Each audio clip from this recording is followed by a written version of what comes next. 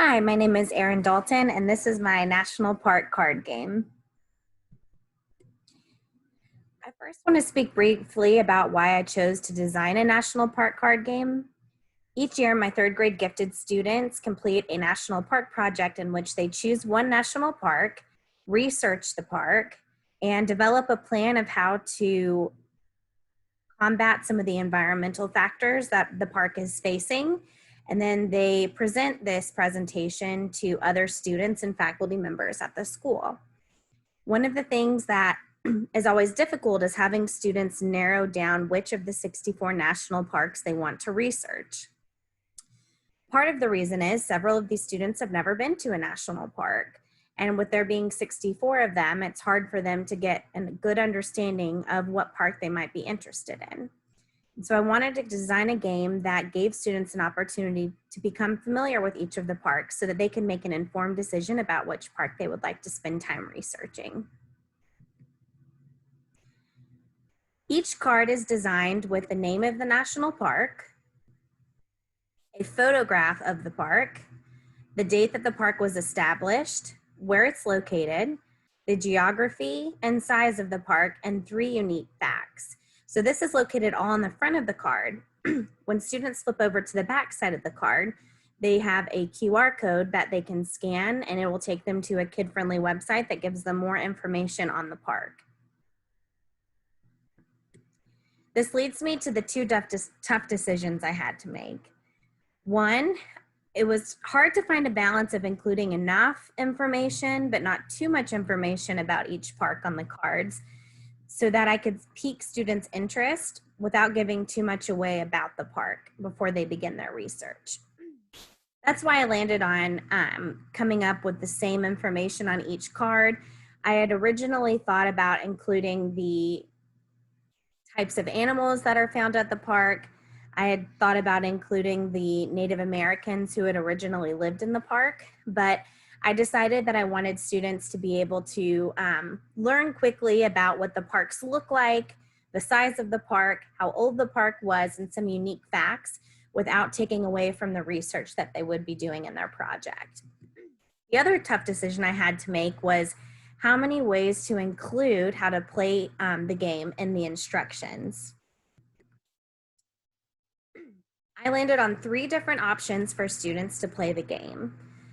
In the first version, Sort the Parks, students work as a team to sort the cards into groups. This can be done in any way the students choose, including geographic region, geographic features, the size of the park, etc. And when I talk about piloting the game, I'll show you some photos of the students playing the game in the Sort the Park version. Another version is Guess My Park, where students divide the cards evenly among the group, and each player takes turn drawing a card from their pile and giving other players clues about their park. The players will each keep giving clues until another player guesses the correct park, and the player that guesses that park correctly gets to win the card. Once you lose all of your cards, you're out of the game, and the person who has all the cards at the end of the game wins.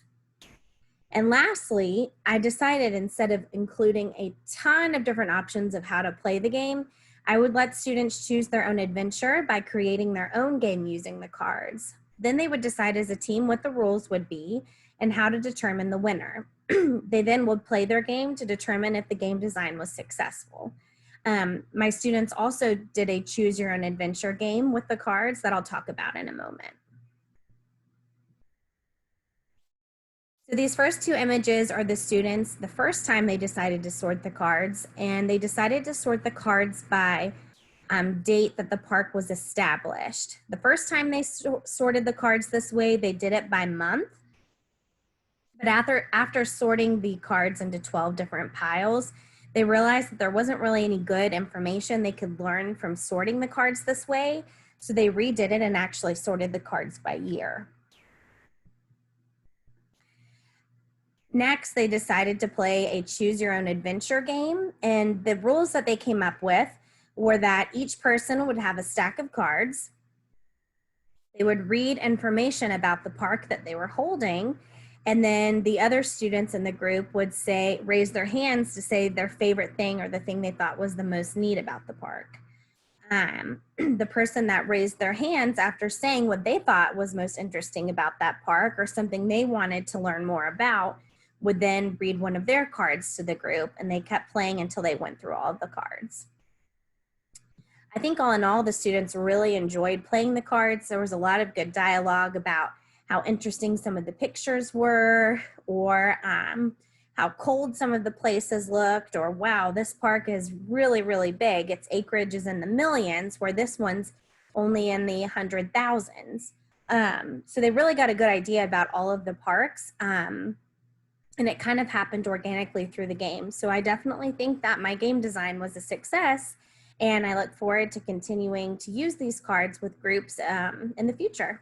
Thank you.